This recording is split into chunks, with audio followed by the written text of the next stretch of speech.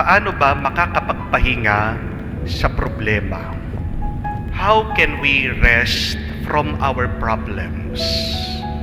Kasi minsan, papahinga ka sa iyong problema. Ang hirap. Habang meron kang problema, tuliro ka. Tingnan niyo po, pag may problema ka, subukan mong matulog. Hindi ka makakatulog ng mabuti. Minsan nga, mababangungot ka pa. Natutulog ka na, napapaniginipan mo pa yung iyong problema.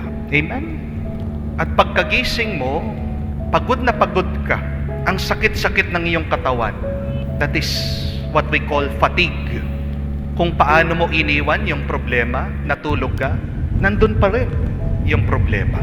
Yung iba, para makapagpahinga daw, manonood ng TV, manonood sa internet, manonood ng sine. Pero pag meron kang problema at nanonood ka, hindi ka makapag-focus dun sa iyong pinapanood. Hindi ka makapag-enjoy. Tumatakbo yung iyong isip dun sa iyong problema. Iniwan mo yung problema, pagkatapos mong manood, nandun pa rin. Kaya ano yung ginagawa ng iba? Nilulunod yung kanilang isip sa alak, sa bisyo, sa drugs. Yan yung ginagawa ng iba. Para saan? Para makalimutan yung problema. Nilulunod yung kanilang damdamin, yung kanilang alaala. Para hindi nila maisip, para hindi nila maalaala.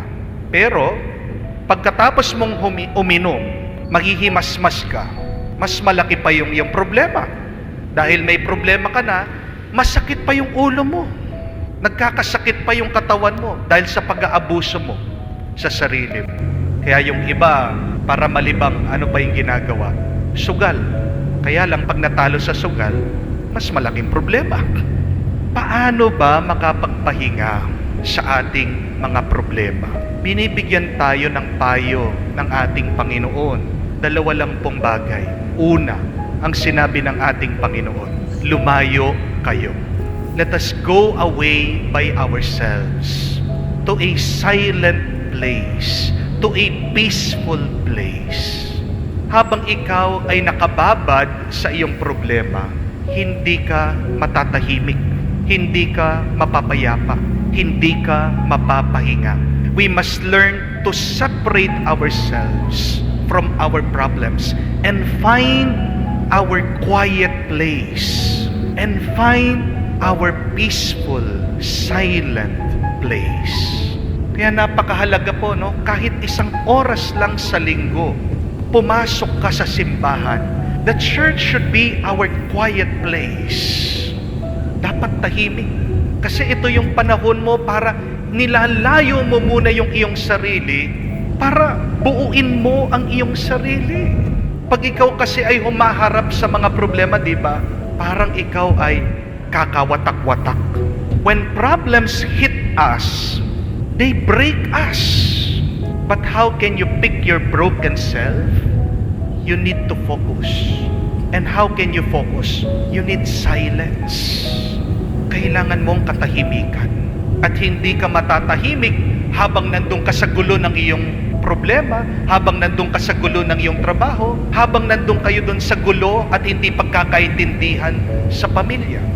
It's okay to go away sometimes. Yan yung pagkakamali po minsan ng mga nag-aaway na mag-asawa. Pag hindi magkaintindihan ang mag-asawa, dapat alam nila kung kailan sila dapat hihinto muna. Pag talagang hindi mag-move forward yung kanilang argument, yung kanilang pag-uusap, they should learn to stop and say, palamig muna tayo. Iwalay muna tayo. Pag malamig na yung ulo natin, pag medyo tahimik na yung puso natin, damdamin natin, doon tayo magbalik at mag-usap. Matuto po kayo na respetuhin nyo yung damdamin, nararamdaman ng mga partner nyo, ng mga asawa nyo. Yung mga iba kasi hindi Gusto nila, hindi. Huwag tayong aalis dito hanggang hindi masusolusyonan ito, hanggang hindi natin pag-uusapan ito. Sometimes, you have to give up and go away and separate yourselves in order to solve your problems. Hiwalay muna kayo. Pahinga muna kayo. Kahit nga po nung ako'y nagtatrabaho, isa po sa palagi kong ginagawa. Ayaw ko nagdadala ng trabaho sa bahay. Bakit? Para mahiwalay mo yung pagod sa pahinga. 8 hours ka nang nagpapagod, uuwi mo pa sa bahay. Pahinga mo na lang, gagawin mo pang trabaho, gagawin mo pang stress. Alam niyo po, sa ibang bansa, bawal na bawal tawagin yung mga empleyado ng mga boss. Pag tinawag ng kumpanya yung empleyado sa bahay habang nagpapahinga, pwede po nilang kasuhan, pwede po nilang demanda yung kumpanya, yung kanilang mga manager, yung kanilang boss. Bakit? Because they have to respect the peace, the rest of the employee. Paano ka makakapagpahinga kung nakababad ka pa rin dun sa iyong problema, sa iyong trabaho, sa iyong ginagawa? Alam ng Panginoon yun.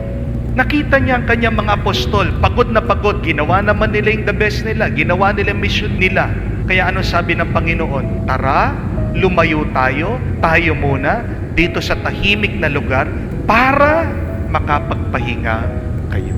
You can never rest from your problems if you are immersed in your problems, in your work. Remember that. Learn to go away sometime.